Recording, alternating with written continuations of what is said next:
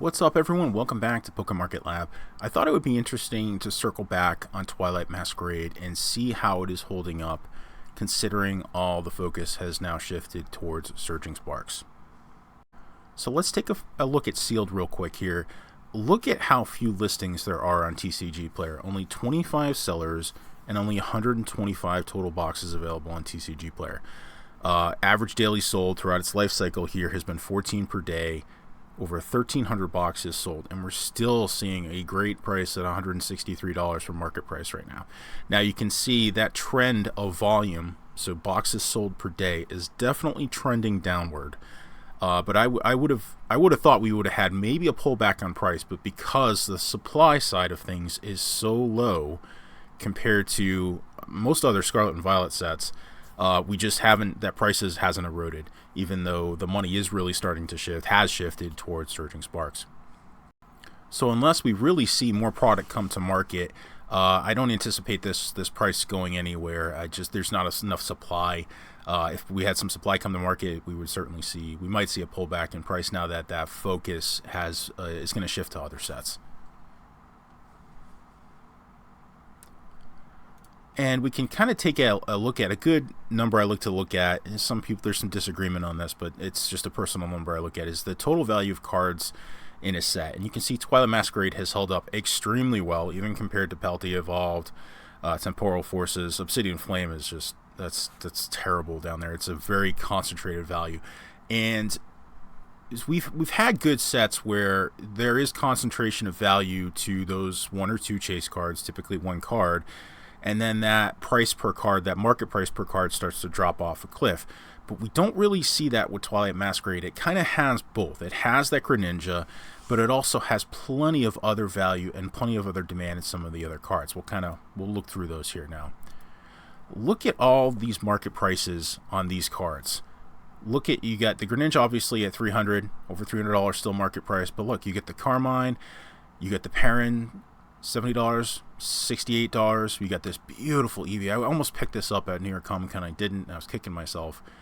$50. Look at all this value spread out amongst other cards.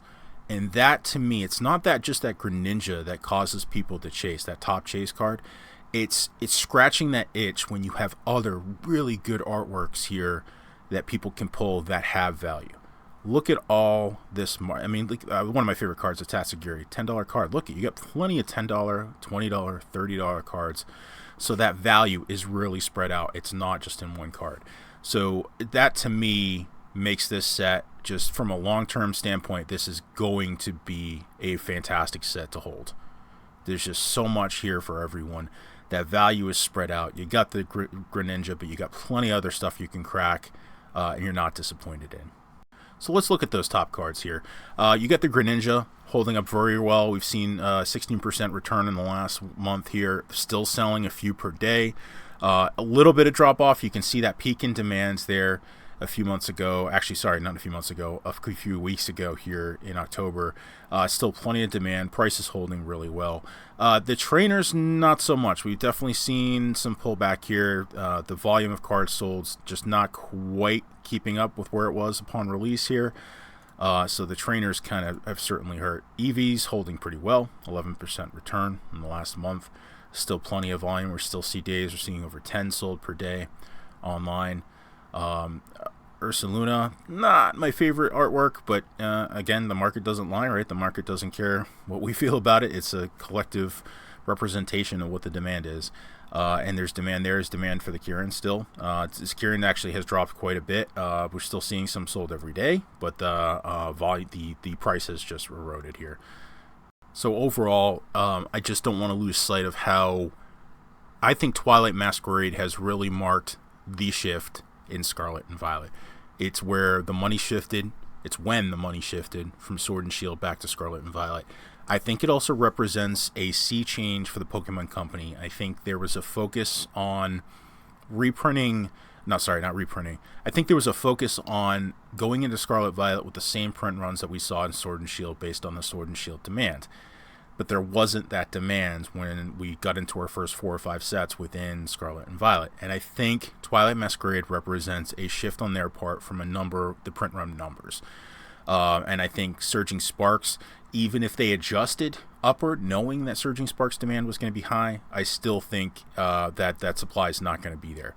And if we continue to see this as we go into other sets, and we just had that Prismatic Evolutions Pokemon Center ETB sell out, are we seeing a shift that's going to stay? And if it does stay, plus we have some of these banger sets coming out next year, it could be a wild ride. And I'm going to do a separate video just on that focus on that shift in print run. And again, the only numbers we really have are, Twilight Masquerade having less than 200 boxes available on TCG Player is versus, even Paldea Evolved. We never saw it get down that low. So I think there was a shift here, if I had to guess. So that's it for this one, guys. We will see you on the next video. Take care.